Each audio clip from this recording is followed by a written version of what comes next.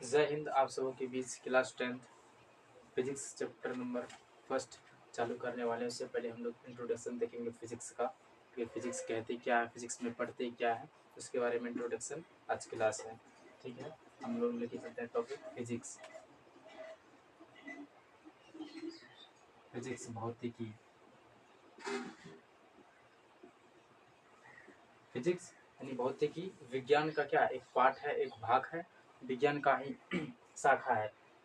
और फिजिक्स में हम लोग क्या पढ़ते हैं, प्राकृतिक में होने वाली जो घटनाएं हैं उसके बारे में पढ़ते हैं। किसी फिजिक्स में पढ़ते हैं, जैसे मौसम का चेंज होना, बादलों का बनना, बल, गति, ये सब फिजिक्स में ही पढ़ते हैं। और ये फिजिक्स का हम लोग डेफिनेशन कैसे बनाएंगे, विज्ञान का वह शाखा, विज्ञान का वह शाखा जिसके अंतर्गत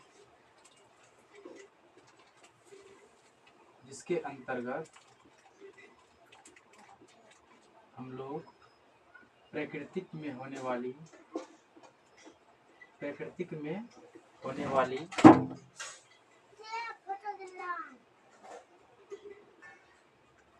घटनाओं के बारे में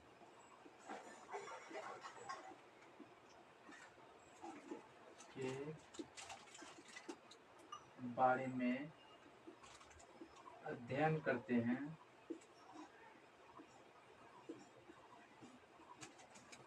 हैं, उसे फिजिक्स कहते हैं, उसे भौतिकी कहते हैं।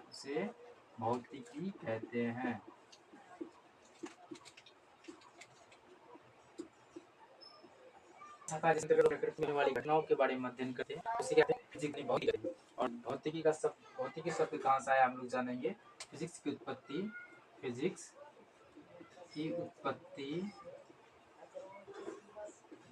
ग्रीक शब्द फ्यूसियस से हुई है। और फ्यूसियस का अर्थ होता है प्राकृतिक, नेचर। फ्यूसियस का अर्थ नेचर, प्रकृति होता है। पहले हम लोग क्या जाने, फिजिक्स यानी भौतिकी से कहते हैं विज्ञान की वह शाखा जिसके अंतर्गत हम लोग प्रकृति में होने वाली घटनाओं के बारे में अध्ययन करते हैं, उसे फिजिक्स कहते हैं, यानी भौतिकी कहते हैं। फिजिक्स का उत्पत्ति ग्रीक शब्द फ्यूसियस से भी, जिसका अर्थ होता है नेचर, प्रकृति। और फिजिक्स का पिता, जिसके जन्मदाता हम लोग कहते हैं। फिजिक्स का पिता किसे कहते हैं, फिजिक्स में भी दो होता है, एक शास्त्रीय भौतिकी, एक मॉडर्न फिजिक्स यानी आधुनिक भौतिकी। अभी जो हम लोग पढ़ रहे हैं मॉडर्न हुआ, जो पहले जो पढ़ रहे थे वो शास्त्रीय हुआ। शास्त्रीय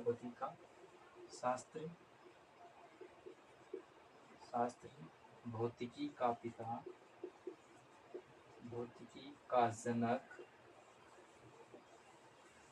शास्त्रीय भौतिकी का जनक आइंस्टीन